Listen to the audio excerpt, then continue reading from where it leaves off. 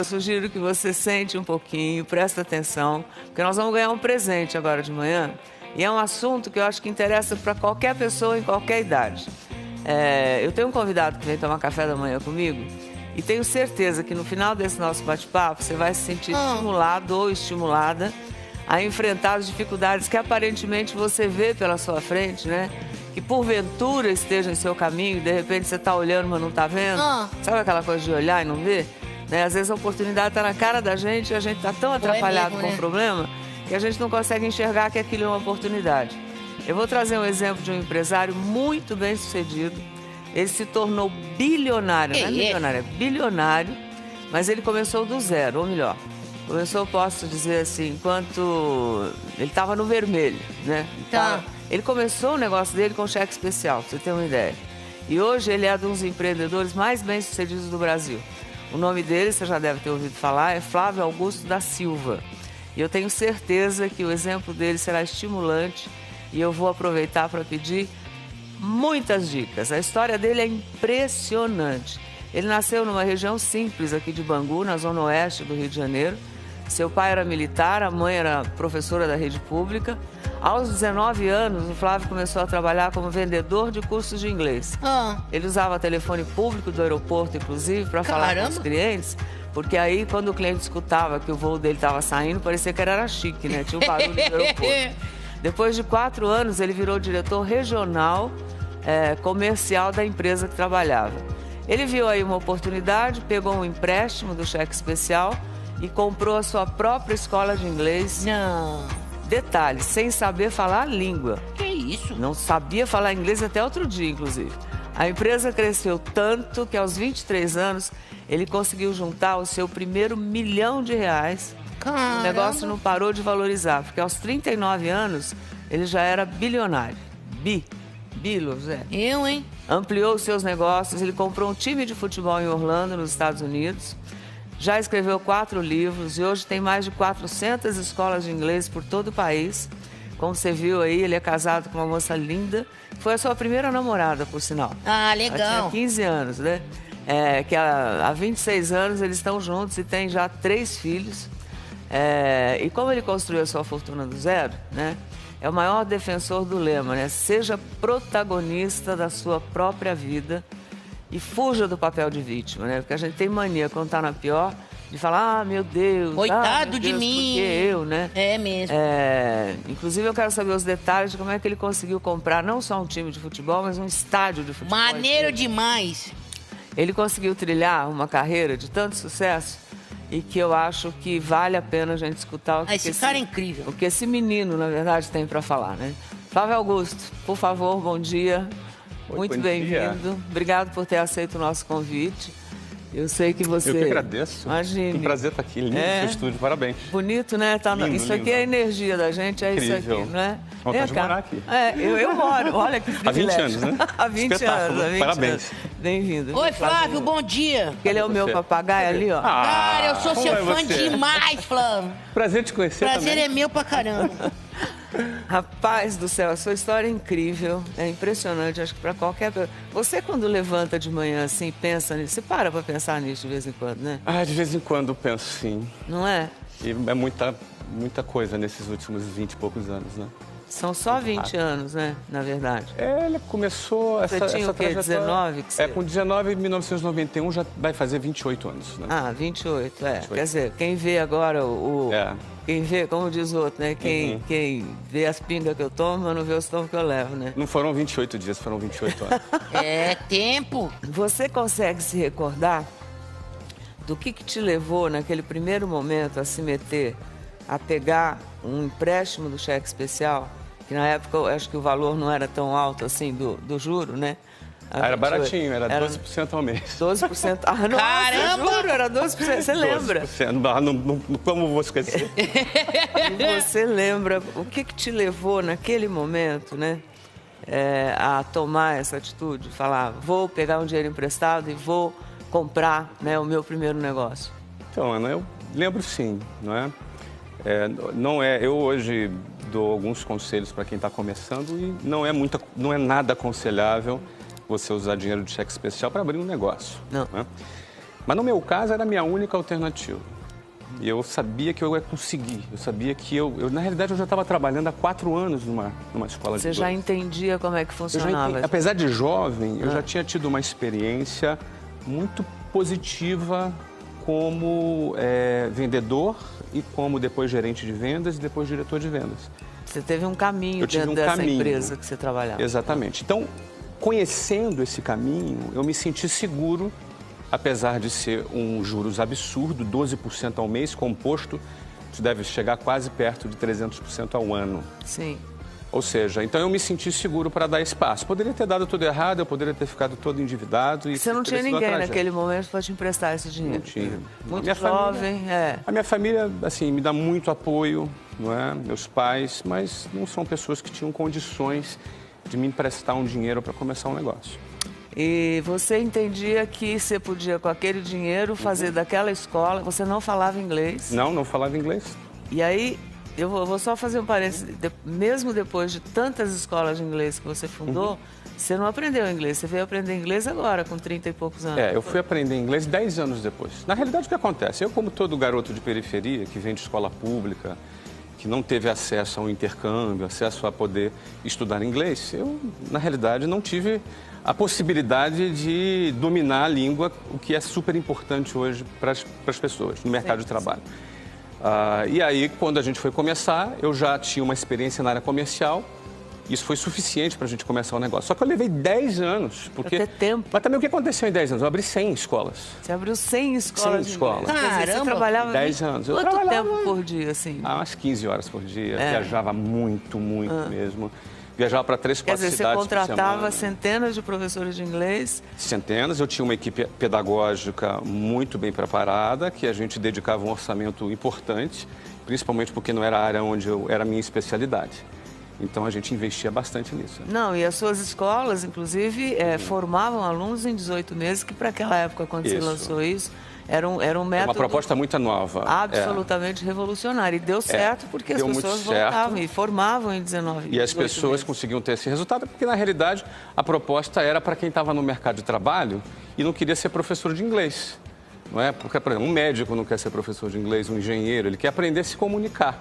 Então, a gente trouxe uma proposta que não era uma proposta de ensinar a pessoa a ser professor de inglês. E antigamente só tinha aquele formato bem quadradão, formato. né? Que Não, e começa ficava anos, né, fazendo curso. Uns 10 né? anos. Era, The Book and the Table e vai embora. E vai né? embora por Depois- 7 anos, por 10 anos. Agora, quem não quer ser professor de inglês, como por exemplo, eu não sou professor de português, não é? E fala muito E a gente bem fala português. bem português. Então, a mesma coisa, para quem quer desenvolver a língua, você não precisa ficar esse tempo todo. A escola, você vendeu a sua escola por Isso. 1 bilhão, sei lá quanto. Quase 1 bilhão. E aí você montou um time de futebol. Aí você saiu do inglês e foi para o futebol em Orlando. Por quê? Montou um Então, time eu já de futebol. estava morando em Orlando desde 2009. Não é? Eu me mudei para Orlando em 2009 com o objetivo de deixar a empresa que eu tinha criado andando sozinha. Isso é uma coisa muito difícil. Você que está lá todos os Desse dias. tamanho? Desse tamanho é muito complicado. Mas era importante eu conseguir que a empresa tivesse a sua própria identidade e a sua própria vivência. Então, a minha ausência, obviamente, eu monitorava tudo, né? À distância, mas permitiu com que os executivos crescessem e a empresa andasse sozinha. E que me permitiu depois vender a empresa em 2013. Não é? E como eu morei lá nesse tempo, meu filho começou a jogar futebol, eu percebi que existia um fenômeno acontecendo nos Estados Unidos com relação a futebol. Brasileiro. Não, lá era o mesmo, nosso futebol, né? exatamente. Futebol brasileiro, Isso, né? e o Porque nosso soccer. Lá o soccer Isso. deles é muito diferente do nosso. Né? Isso, lá o futebol O futebol americano é um jogo com a mão. diferente. É com a mão. Mas Aí- eu percebi um crescimento muito grande.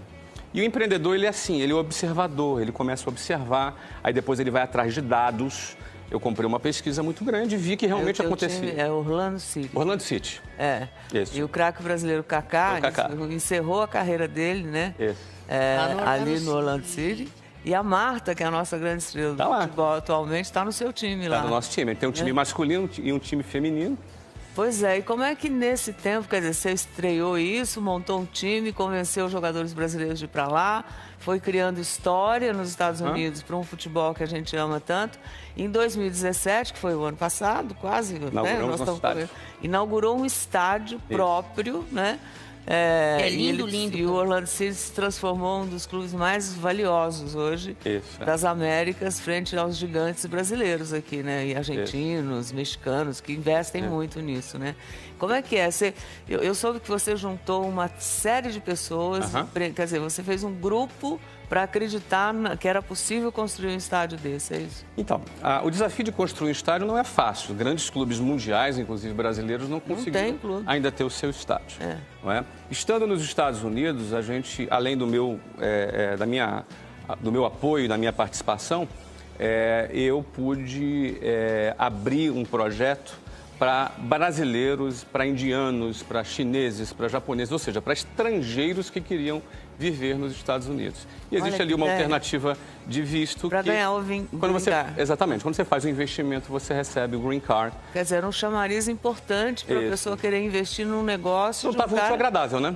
Futebol, que as pessoas gostam. De um cara que é idôneo, que tem credibilidade e que está se propondo a ser esse facilitador para isso, dando de presente. Quer dizer, você tem sócios nesse estádio. Então, esse estádio ele tem hoje cerca de 80 e poucos investidores de vários países do mundo, onde uma parte importante desse investimento foi custeado por esses investidores.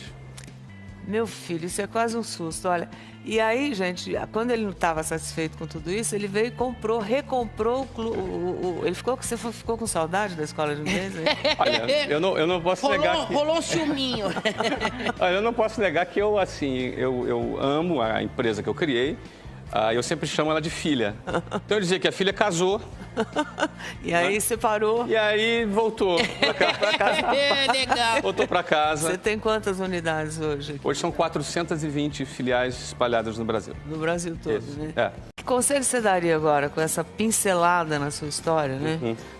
Para os jovens que estão escutando a gente agora, né? Porque, inclusive, eu quero aproveitar e te mostrar alguns exemplos, né? Para você poder tomar o seu café, de jovens bem-sucedidos nos negócios que começaram aqui com a gente, né? Que legal. Que tem esse espírito, quer dizer, o primeiro movimento deles com relação ao sonho, eles contaram para a gente e a gente acreditou neles, né? E mostrou jovens empreendedores. E eu tenho o maior orgulho, né? São alguns que a gente conhece, né? Contra centenas de outros que se motivam. Por isso que eu acho que você é um presente para a gente aqui hoje. Ana. Muito obrigado. Porque é tudo aquilo que a gente acredita desde o princípio, né? Que as pessoas elas precisam descobrir como e ter força, né? De ter coragem dentro de si mesmo e acreditar em si, né? Se preparar para isso. E eu diria para você que essa é uma coisa que arde no meu coração de transmitir para as pessoas, é sobre a alternativa de empreender. Todo o sistema de ensino, desde a escola até a universidade, prepara as pessoas para arrumarem um emprego, o que não tem nenhum problema. As pessoas terem o seu emprego de forma digna e viver a sua vida. Só que muitas vezes, muitos jovens passam por esse sistema sem sequer ter considerado a hipótese de empreender. E muita gente acha que para empreender você tem que ter muito dinheiro. Não necessariamente. Empreender é algo que você pode começar muito pequenininho e ir crescendo devagar.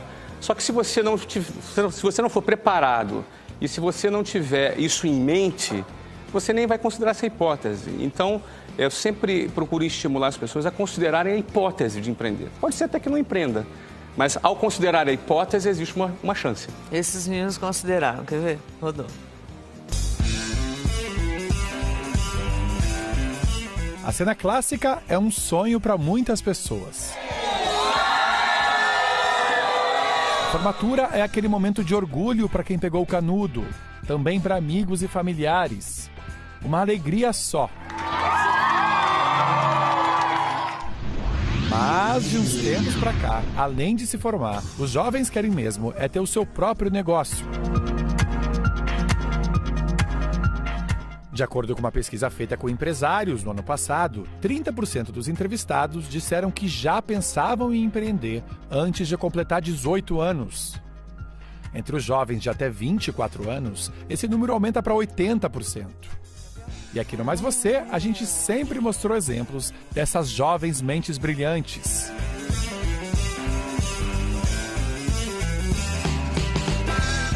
Quem não lembra do Luiz, aqui do Rio de Janeiro?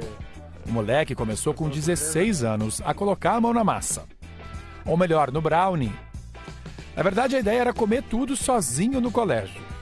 Mas o sucesso com os amigos foi tão grande que ele resolveu vender. Não foi diferente da faculdade. Na época, ele tinha 21 anos. Então ele me falou que você vive cheio de brownie aí, é? Só brownie, eu não tenho muito material, não. Pode Mais ver. brownie. Hoje, principalmente, né? Hoje, o Luiz tem 3 lojas no Rio de Janeiro, cerca de 50 funcionários e só no ano passado a empresa faturou cerca de 8 milhões de reais. O exemplo do carioca inspirou um mineirinho. O Rafael tinha 24 anos quando assistiu à participação do Luiz no Mais Você. Ele fez cursos de preparos de doces, testou várias e várias receitas, até colocar o próprio brownie para vender. Em um ano de vendas, ele já faturava alto. Pela minha persistência, eu acho que eu consegui fazer o brownie. É um brownie diferente, mas é o brownie do Rafa agora.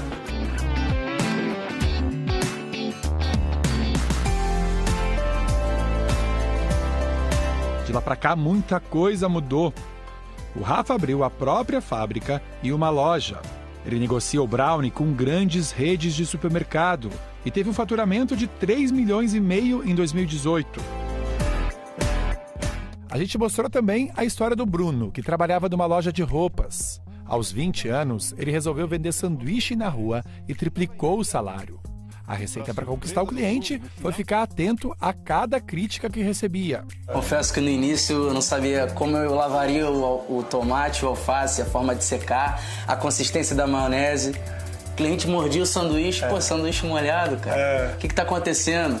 Aí foi quando eu vi que tive que começar a pesquisar, a ver outras receitas para que pudesse ganhar mais consistência e melhorar o sabor, né?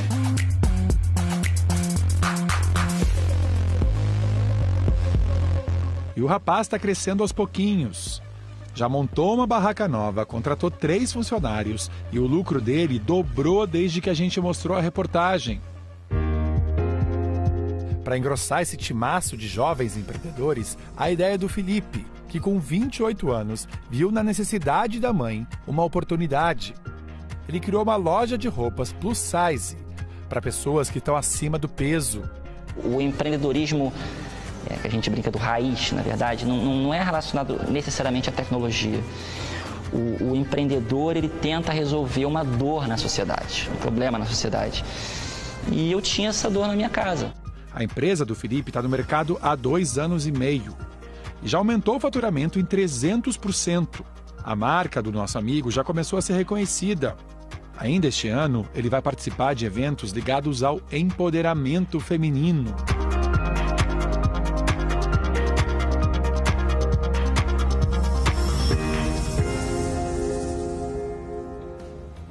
Você vê que cada um tem um Cada caminho, exemplo mas legal, é bonito ver, né? Essas são algumas coisas que a gente conseguiu acompanhar e saber, fora centenas de outras. Espetáculo, né? Mas você deve escutar isso todo dia, né? Na verdade, na tua vida é parte disso, né?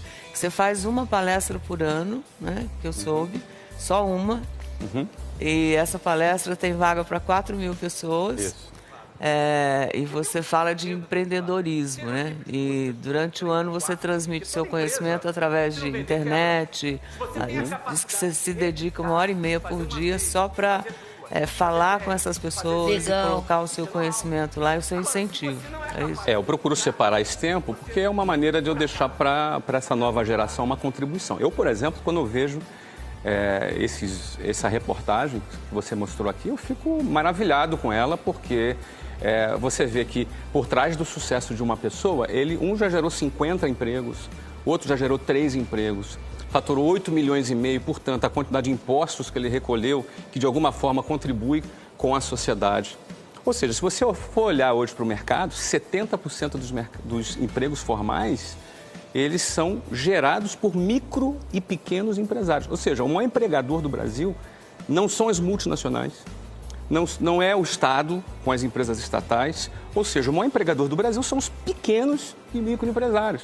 Então, a iniciativa de jovens, de pessoas que querem criar o seu negócio, também arrasta e beneficia milhões de outras pessoas. E o que é legal é que você mantém aberto na web para quem quiser entender melhor. Quer dizer, você tem um endereço específico de graça que fala com todo mundo. Isso. O endereço qual é, Flávio? É Geração de Valor. Geração de Valor. Isso. A gente está praticamente ali nas redes sociais, no Facebook ou no Instagram.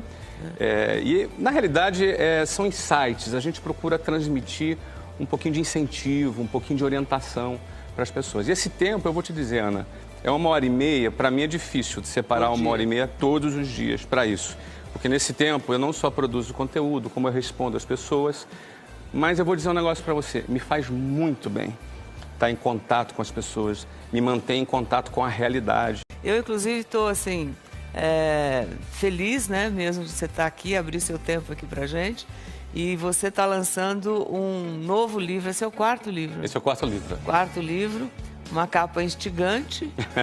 O que quer dizer bacana, com essa foto? Hein? Legal. É que eu estou refletindo sobre as decisões que eu tenho para tomar. E aí, no lado contrário, que você fez ao contrário que todo mundo faz, quer dizer, a capa é contra a capa, né? Ponto Flávio de Augusto Inflexão. Ponto de inflexão. Ponto de inflexão, de Flávio Augusto. Muito. E nesse ponto de inflexão, você conta pra gente o quê? Então, esse livro, ele tem uma narrativa interessante porque ele fala das várias decisões que a gente tem que tomar na nossa vida. A gente toma decisões o tempo inteiro, desde decisões pequenas até decisões grandes que podem mudar a nossa vida. Você disse não para 200 milhões de reais? Disse. Disse? Caramba. Coisa absurda, presta atenção. Eu diria assim para 50 cruzeiros. E essas decisões grandes que mudam a nossa vida, eu chamo de pontos de inflexão. Porque é um termo da matemática, que é aquele ponto do gráfico onde a tendência se inverte. Ou seja, tem decisões na nossa vida que a gente toma e a tendência ela pode se inverter, tanto para o bem quanto para o mal. Que a gente toma uma decisão todo dia. Toda hora, exatamente. Agora, algumas decisões, e não são muitas na nossa vida, elas mudam. Elas mudam a nossa vida. Na vida de qualquer pessoa. Na vida de qualquer pessoa. Caramba. Não, de qualquer pessoa. Precisa ser empreendedor. Não, de qualquer pessoa. Tem decisões que a nossa vida muda. E esse livro eu falo sobre como a gente identificar esses pontos de inflexão na nossa vida. E aí eu faço a narrativa de 10 pontos de inflexão que aconteceram na minha vida. Na sua vida. E eu narro os dramas, a minha dúvida, a minha angústia, todo o meu processo de tomada dessas decisões e que resultado deu cada das decisões. Então a ideia é não só ajudar o leitor a identificar esses pontos de inflexão. Que são momentos. São momentos, e às vezes são rápidos. Não é? E como dar alguns insights para ele na hora dele tomar a decisão, ele lembrar como é que foi o meu padrão mental na hora de tomar a decisão. A pessoa que toma a decisão, de repente, mais arriscada ou mais ousada, vamos chamar assim, né? Ela tem que ter um temperamento para isso? Você acha que todas as pessoas têm ou não? Eu penso que isso é uma coisa muito pessoal, é uma escolha muito pessoal e está muito ligado ao apetite da pessoa. Porque você vai assumir mais riscos ou menos riscos de acordo com o seu apetite. Quanto maior o seu apetite por realizar alguma coisa, mais você está disposto a assumir determinados riscos, sabendo que podem dar errados. Tanto é que 80% das empresas não dão certo. Em 5 anos não dão certo. E a gente tem que entender essa realidade. Não ter aquele otimismo barato, não vai dar tudo certo. Não, pode dar errado. É importante ter essa consciência, não é? Mas também, por outro lado, a gente não pode se acovardar. Não é? E deixar de tomar uma decisão simplesmente porque tem risco. Agora, tem pessoas que têm menos apetite. E quando você tem menos apetite, aí você vai privilegiar outras características que dão risco, como, por exemplo, a segurança. Então, tem gente que a segurança é mais importante para ela, então ela vai assumir menos riscos. Então, é uma coisa muito pessoal. Mas que pode, dentro da segurança também, empreender coisas que façam que a sua performance melhore, como você fez, inclusive, né? Momentos da sua vida te levaram para um outro caminho. Claro, mas vão existir momentos que a pessoa vai ter que escolher entre a segurança e a liberdade. E a liberdade. Não vai dar para conciliar os dois. É o que eu chamo do momento do bungee jumping. Sabe quando você vai saltar lá de cima do bungee jumping? Eu tive essa experiência de saltar de um bungee jumping em 2007.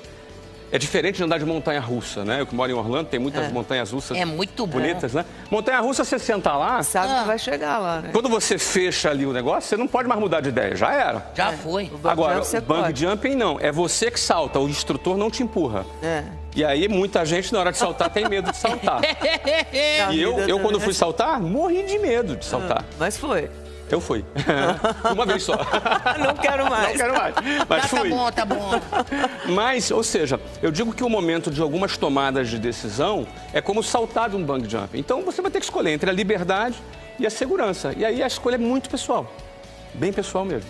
E o Flávio, além de tudo isso, ele é muito antenado nas novidades do empreendedorismo. E ele acabou descobrindo um dia desse um depoimento na internet de um vendedor de rua, o Rick Chester, né?